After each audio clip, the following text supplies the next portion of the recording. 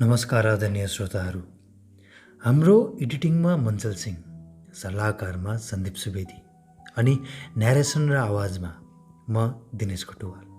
हामी सबैको तर्फबाट हजुरहरूलाई भूत नेपाली कथा च्यानलमा स्वागत छ। हाम्रा पछिल्ला भिडियोहरूलाई अपार माया दिएर मन पराइदिनु भएकोमा हजुरहरूलाई धेरै धेरै धन्यवाद। आशा छ यो भिडियोलाई अझ बढी मन पराइदिनु हुनेछ। इलाम भन्ने बित्तिकै सर्वप्रथम त दिमागमा हरियाली चिया बगानको चित्र कोरिन थाल्छ।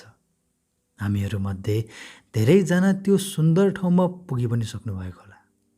त्यहाँको चिया बगानबाट आएको मिठो बास्नाको मिठाससँगै मोहक हरियाली दृश्यको आनन्द पनि लिइसक्नु भएको होला। झन् हाम्रो चिया लभर साथीहरू त त्यहाँ नपुग्ने कुरै भएन। र पनि यदि कोही चिया लभर साथीहरू त्यहाँ पुग्न छुटाउनु भएको छ भने एकपटक चाहिँ जसरी पनि पुग्नु होला। चियाको असली स्वाद पाउनुहुनेछ। त्यो इलामको ग्यारेन्टी भयो। साँच्ची जानु अघि यो एपिसोड पनि पुरा सुनेर जानु होला नि। केही जानकारीहरू हजुरहरूलाई पक्कै काम लाग्नेछ। त्यो चाहिँ हाम्रो ग्यारेन्टी भयो। श्रोताहरू, आजको पहिलो घटना सुनाउन अघि एउटा अनुरोध गर्न चाहन्छौँ। आज सुनाउन लागिएको घटना हाम्रो पछिल्लो एपिसोड धोबी खोलामा माछा मार्न जाँदा एपिसोड 66 सँग सम्बन्धित भएको हुँदा यदि यो घटनालाई अझ बढी प्रष्टसँग बुझ्न चाहनुहुन्छ भने कृपया पहिला त्यो एपिसोड सुनिदिनु होला। आउनुहोस् सुरु गरौँ प्रवीणजीले पठाउनु भएको आजको पहिलो घटना। अचानकको पीडा खुकुरीलाई के थाहा हुन्छ र भन्ने उखान हामीले बेला बखतमा सुनिरहेका हुन्छौँ। तर के त्यो खुकुरी आफ्नो स्वइच्छाले अचानोमा बजारिन पुग्यो होला त? त्यसलाई चलाउने हात त अरू के हुन्छ नि, होइन र? के थाहा त्यसरी अचानोमा बजारिनु खुकुरीको चाहनै थिएन कि? आफ्नो चाहना नहुँदा नहुँदै पनि अचानोमा बजारिनु पर्ने खुकुरीको आफ्नो एक अलग पीडा हो। र आज सुनाउन लागेको घटनामा म खुकुरीको ठाउँमा छु। चाहना त मेरो पनि कहाँ थियो र त्यो भूत बङ्गलाको वरपर भौतारिन। तर के गर्ने, आफ्नो घरकै नजिकतिर पर्ने भएकोले आउँदा जाँदा प्राय त्यही बाटो परिरहन्थ्यो। आफूसँग त्यो माछा मारेर फर्किँदाको रात त्यस्तो घटना भइसक्दा पनि त्यहाँको सब कुराहरू थाहा हुँदा पनि कोही किन हो किन मलाई चाहिँ त्यही भूत बङ्गला भएको ठाउँतिर जाउँ झैँ, त्यतितिर गएर खेलिरहँ झैँ भइरहन्थ्यो। भित्र मनबाट कुनै आवाजले त्यतितिर जा भनेर ढकेलिरहेको चाहिँ महसुस हुन्थ्यो। अब यो मेरो परिकल्पना थियो वा मलाई कुनै आत्माले डाकिरहेको सङ्केत? यो कुरा छुटाउन सक्ने बौद्धिक ज्ञान त्यस समय मसँग थिएन। आजकल बरु यस्ता भूत प्रेत आत्माहरूलाई मान्छेहरूको बाक्लो उपस्थितिले जितिसकेका छन् र त अचेल पहिले जस्तो भएको घटनाहरू सुन्नमा आउँदैन। जसकारण यस्ता डरलाग्दा कुराहरूप्रति मान्छेहरूको विश्वास पनि दिनानुदिन कम हुँदै गइरहेको छ। आजकल कसैले मलाई त यस्तो नराम्रोसँग तर्साए नि यार भनी कसैले कुरा निकाल्यो भने उसको कुरा सुनिदिने भन्दा पहिले उसको मजाक उडाइहाल्नेको सङ्ख्या बढी मात्रामा भेटाइन्छ।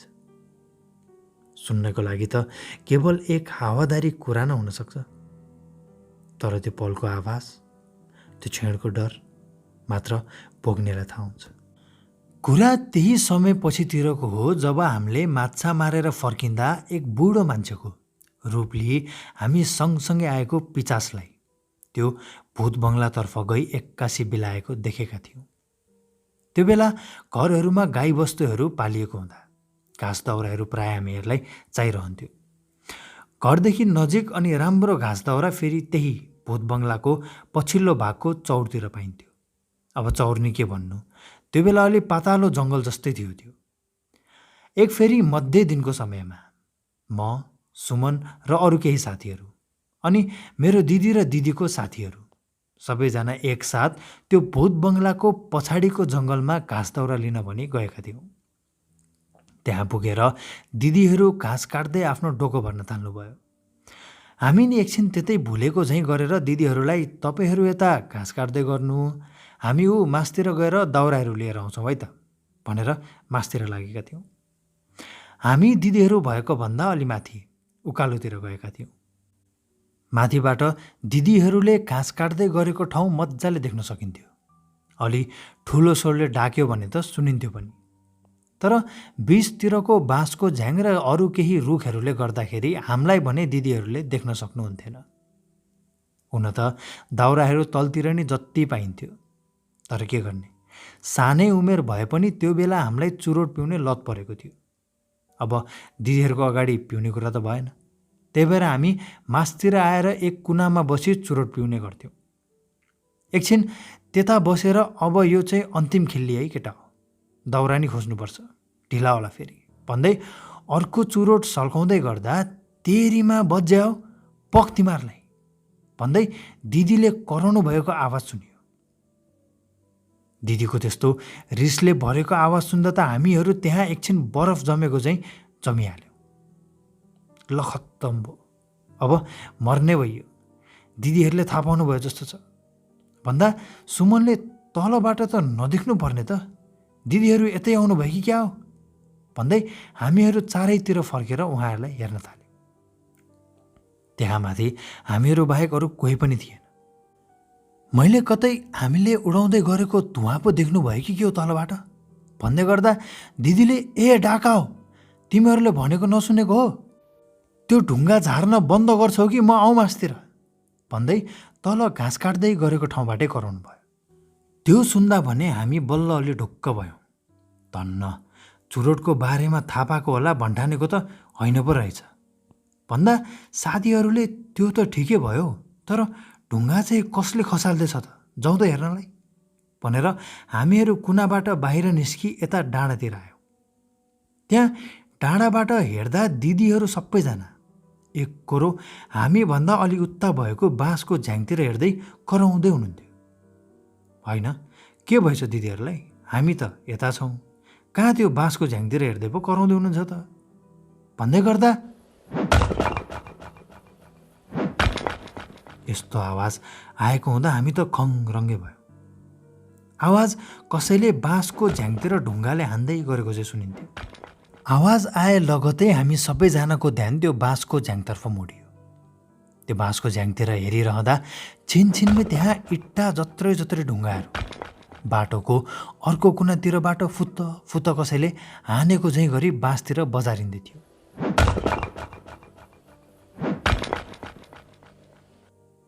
त्यहाँ कोही नभएको ठाउँबाट ढुङ्गा कहाँबाट कसले हान्दै थियो भन्ने कुरामै हामीहरू अलमल्ल परिरहेका थियौँ। दिदीहरू भने तिमीहरू साँच्ची मात्तेको हो, त्यो ढुङ्गा हान्न बन्द गर भनेको भन्दै कराउँदै हुनुहुन्थ्यो। त्यहाँ एक कोरो ढुङ्गा बजारिरहेको हुँदा कतै हाम्रो माथि पनि ढुङ्गा बर्सिने त होइन भनी डराउन थाल्यौँ हामीहरू। एक त त्यस ठाउँतिर विगतमा भएका तर्साउने घटनाहरू, झन् अहिले आफ्नो आँखै अघि त्यस्तो देखिरहेको हुँदा हाम्रो मुटुले काम नै गर्न छोडिसकेको थियो। अहिले नि त्यो समय सम्झिँदै लेख्दै गर्दा हातका रौँहरू ठाडा हुँदैछन्। हामी सबै त्यहाँबाट यताबाट छिटै गइहालौँ केटा हो, यहाँ जे नै हुनसक्छ अहिले भनेर तलतिर भाग्न लाग्दा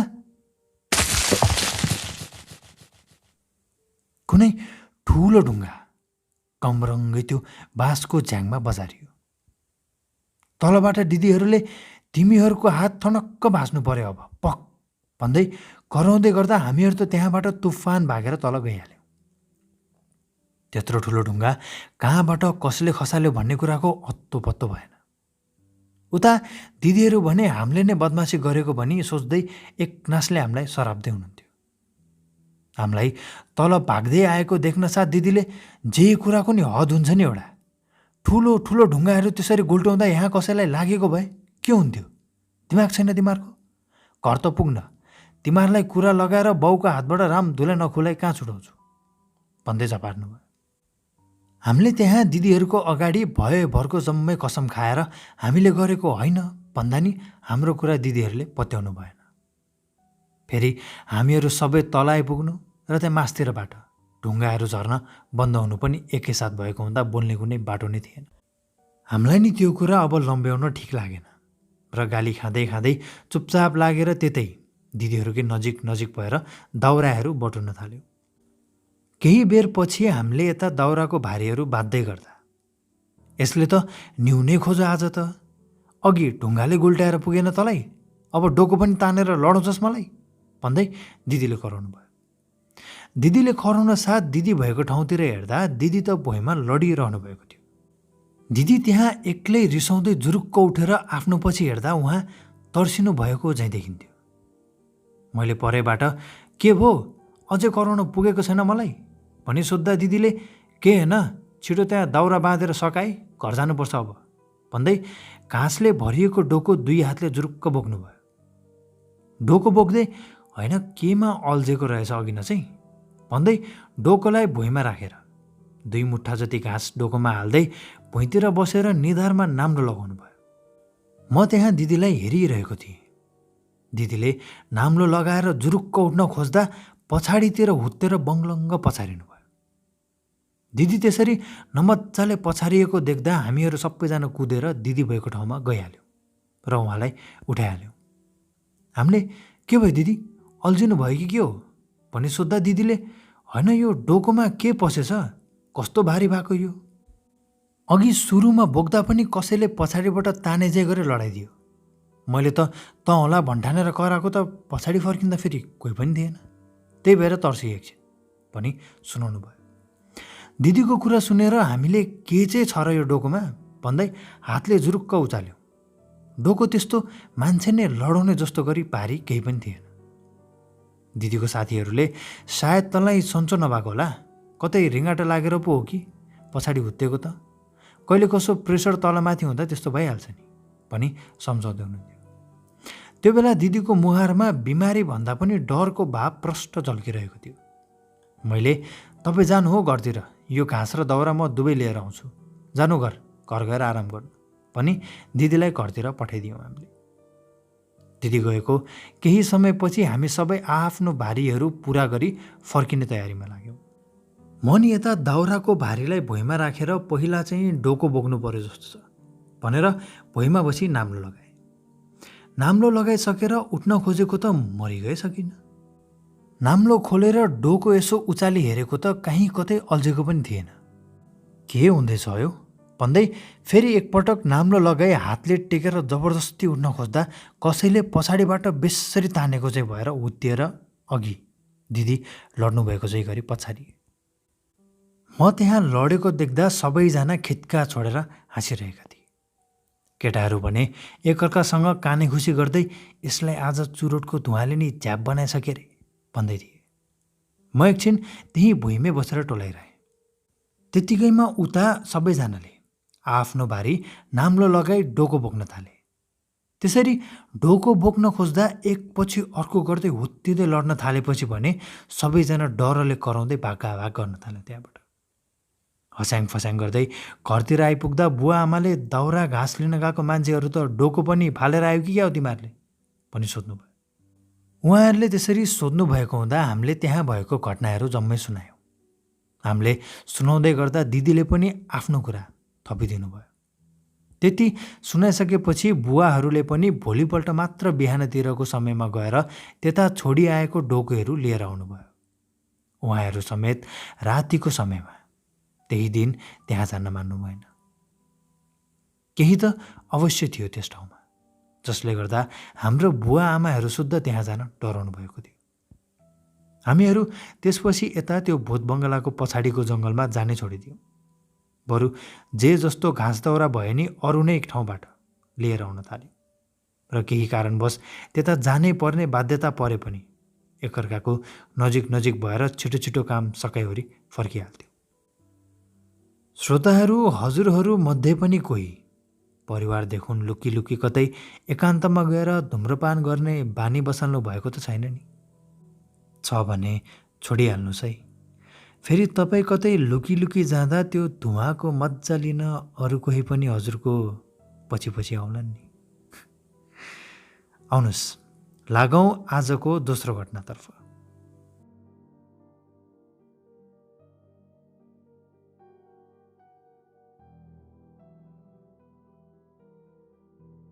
मेरो नाम सरोज थापा, इलामको तिल्केनी भन्ने ठाउँबाट।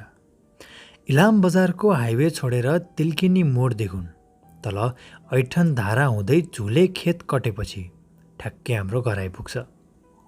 यो विस्तृत जानकारी दिनुको कारण चाहिँ अहिले सुन्दै जाँदा थाहा पाउनुहुनेछ।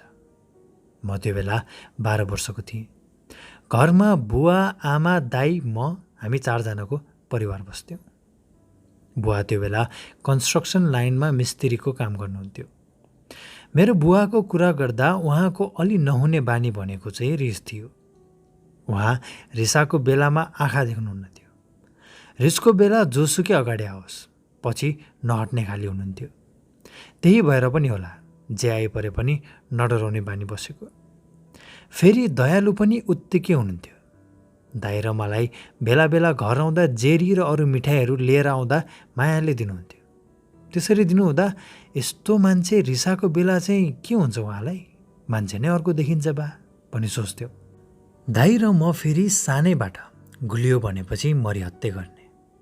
त्यही निकै मन पराउने भएकोले पनि होला बुवाले बेला बेला मिठाईको पोकाहरू बोकेर ल्याइदिइरहनुहुन्थ्यो। बुवा बाहिर काम गर्नुहुन्थ्यो भने बाँकी घर गृहस्थी सबै आमाले सम्हालिरहनु भएको थियो। बुवा प्रायःजसो कामबाट 6-7 बजेतिर घर आइपुगिसक्नुहुन्थ्यो। ढिलामा 8 बज्थ्यो। तर त्यस रात भने बुवा निकै अबेरसम्म पनि घर आइपुग्नु भएन। त्यो समयमा बुवाले काम गर्ने ठाउँको छत ढलान गर्नुपर्ने काम चलिरहेको थियो।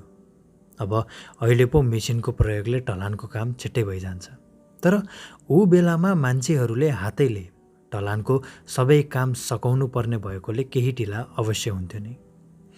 बुवाले काम गरिरहनु भएको ठाउँ हामी बसेको भन्दा त्यही 1 घन्टा जतिको दूरीमा मात्र थियो। त्यो बेला अहिलेको जस्तो हरेकको हातमा मोबाइल नै हुन्थेन। उही अलि हुने खानेहरूको हातमा मात्र देख्न सकिन्थ्यो। अरू बेला भए हामीहरू सबै यतिखेरसम्म खानासाना खाएर सुतिसक्थ्यौँ। तर त्यस रात भने बुवाको बाटो हेर्दा हेर्दै रातिको 10 बज्न लागिसकेको थियो। त्यस बेलासम्म बुवा नआउनु भएको हुँदा खोज्न जाउँ कता जानु, सोध्न जाउँ कसलाई चाहिँ सोध्न जानु भनी आमा पिर गर्दै हुनुहुन्थ्यो। आमाले होइन ढलानकै काम हुँदा नि छिट्टै आइपुग्थ्यो त पहिला तिमीहरूका बाउ, कता चाहिँ जानुभएछ आज भनी सोध्नुभयो। दाइ र मैले नि त्यही त भने, हामीलाई यहाँ भोक लागिसक्यो अझै आउनुहुन्न त भन्दा आमाले ए साँच्ची त, ल ल बस त तिमीहरू, म यसो खाना पस्किदिइहाल्छु भनेर दाइ र मलाई खाना हालिदिनु भयो। हामीले अनि तपाईँ चाहिँ नखाने अहिले भनी सोध्यो। म अहिले बुवा आएपछि खान्छु, तिमीहरू छिटो खाएर सुत, भोलि स्कुल पनि त जानु छ नि भन्नुभयो र त्यही झ्यालतिर बसेर बुवा आउने बाटो हेर्न थाल्नुभयो। दाइ र म नि खाना खाइसकेर आमाको छेउमा गएर पल्टिँदै निधायौँ। हामी मस्त निन्द्रामा भइरहँदा ए बाबुहरू उठ त छिटो, सुन त बुवाले बोलाउँदै हुनुहुन्छ कि के हो तिमीहरूलाई, सुन त एकचोटि उठेर भन्दै आमाले हामी 2 जनालाई बिउजाउनु भयो। दाइ र म त्यसरी निन्द्राको तालमा बिउजिँदा घरमाथिको बाटोतिरबाट बुवाले निकै गाह्रो भए चाहिँ गरी दाइलाई र मलाई बोलाइरहेको चाहिँ आवाज सुनियो। आमाले यो बुवाकै आवाज हो, जाउँ त बाहिर हेर्न भन्दै टर्च बत्ती बोकेर हामी सबै घर बाहिर निस्किहाल्यौँ। हामी घरबाट निस्किँदा समय बिहानको 3-3:30 जति भएको रहेछ। बाहिर निस्किँदा बुवाको आवाज कहिले त्यो अम्लिसोको झारीतिरबाट आउँदै थियो त कहिले पर घारीतिरबाट आउँदै थियो। हामी भने बुवाको आवाज जता जताबाट आउँछ त्यता त्यतै टर्च बत्ती बालेर खोज्दै जाँदा एकछिनमा बुवाको आवाज त्यही माथि बारीको काल्नातिरबाट आएको चाहिँ सुनियो। आवाज सुन्नसाथ यसो भित्तातिर हेरेको त बुवालाई त्यहाँ बेहोसी हालतमा लम्पसार परिरहेको देख्यौँ हामीले। हामी सबै आत्तिँदै बुवा भएको ठाउँमा पुग्दा उहाँको टाउकोमा चोट लागेको हुनाले रगत बगेर मुखभरि लतपतिएको थियो। हामीले ढिला नगरी बुवालाई छिट्टो छिट्टो त्यहाँबाट डोराएर घर लिएर आइहाल्यौँ। घरमा ल्याएर रगतहरू सफा गर्दै जाँदा टाउकोतिर खासै त्यस्तो आत्तिहाल्नुपर्ने चोट नदेखिएको हुँदा हामी सबै ढुक्क भयो। र पनि बिहान अलि उज्यालो भएपछि मेडिकल लानुपर्छ है पनि आमा बुवासँगै बसिरहनु भयो। बुवा बिहान उज्यालो हुन्जेल अलिअलि होसमा आउन थाल्नु भइसकेको थियो। आमाले तिमीहरू स्कुल जाऊ अब बुवा र म अहिले एकछिनमा मेडिकल जान्छौँ भनेर हामीलाई स्कुल पठाउनु भयो। दाइ र म साँझ स्कुलबाट फर्किँदा बुवा अझै सुतिरहनु भएको थियो ज्वरोको कारणले। मेडिकलबाट जचाएर ल्याउनु भएको दबाईहरू खाएको 5-6 दिन हुँदा समेत बुवाको स्वास्थ्यमा केही सुधार देखिएको थिएन। पछि अन्ततः गाउँकै एकजना फुक्ने मान्छेलाई नलाई सुखै पाइएन।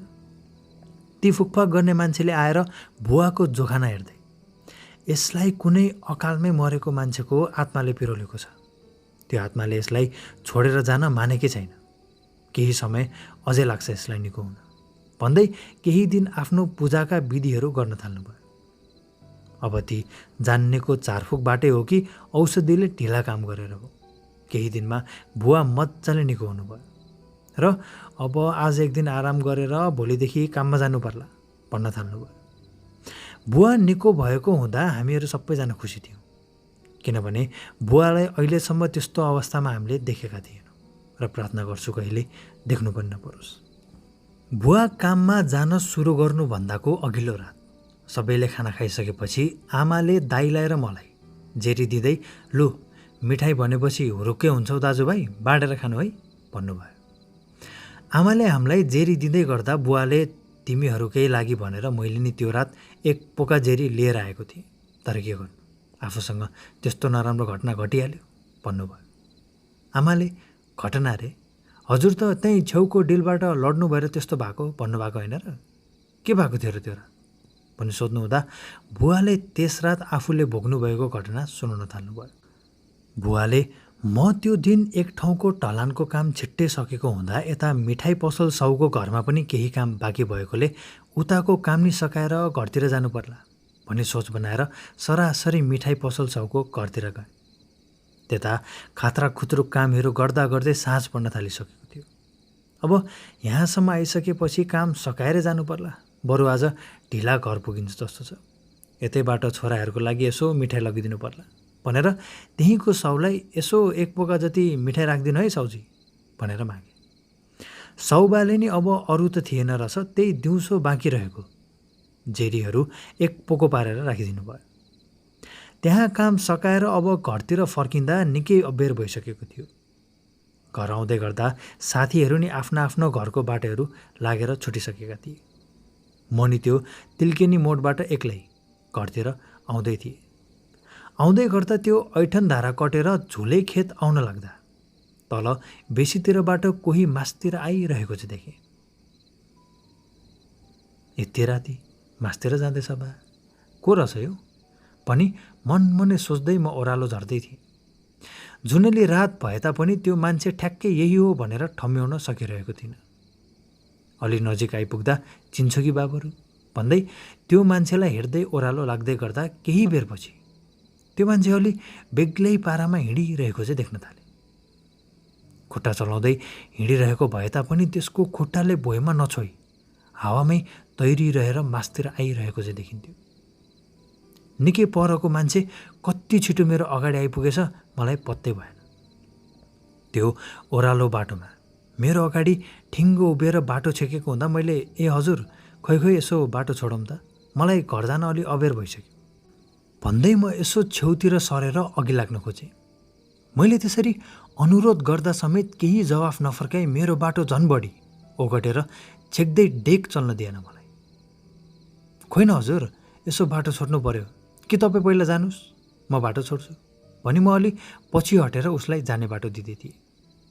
मैले त्यसरी बाटो बनाइदिँदा समेत त्यो मान्छे अघि नसरी एक कोरो मैले बोकेको मिठाईको पोकातिर घुरेर हेर्दै बसिरह्यो। म चाहिँ मनमनै जाँड धोकेर आएछ कि के हो, को रहेछ यो, अहिलेसम्म गाउँतिर नि देखेको थिइनँ यसलाई भनी सोच्दै गर्दा त्यसले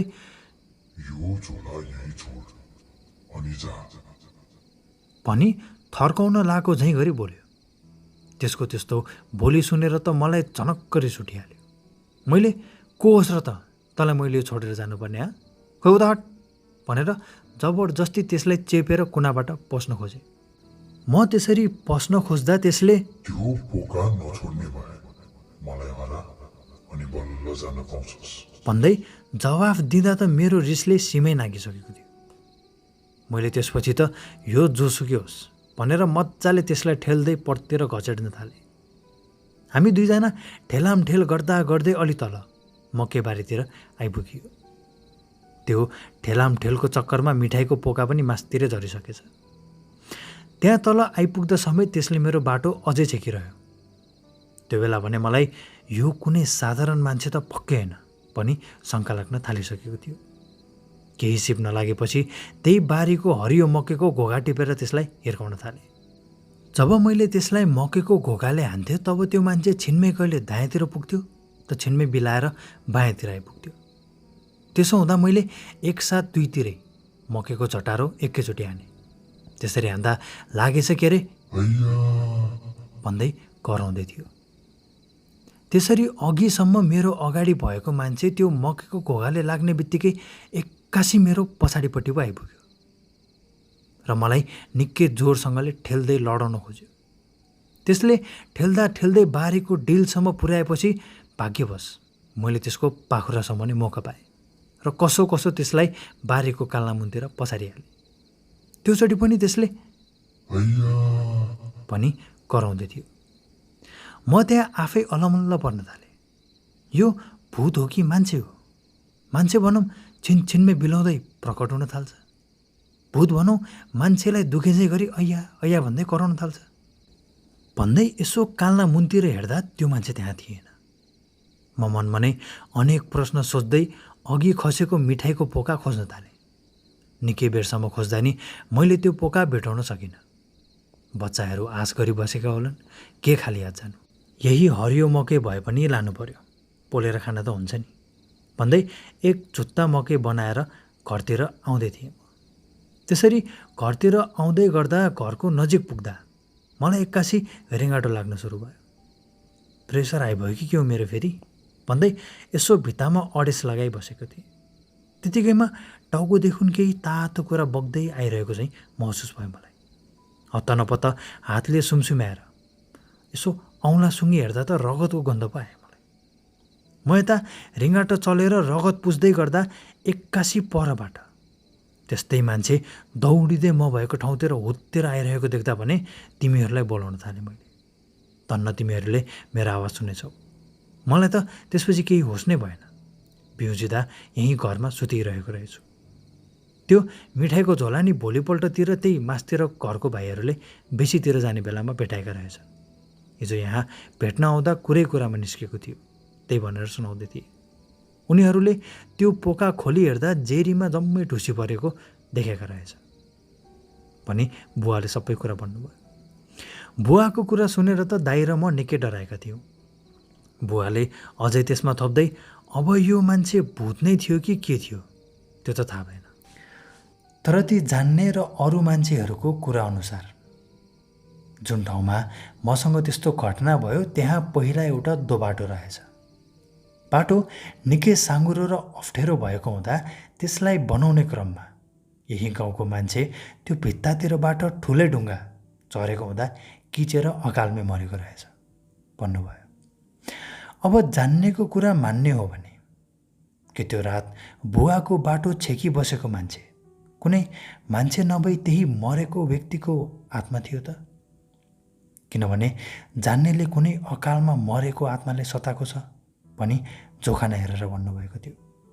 धन्न त्यो बेला आमा बिउजेर बस्नुभएको थियो र बुवाको आवाज सुन्नुभयो, नत्र त के पो हुन्थ्यो होला।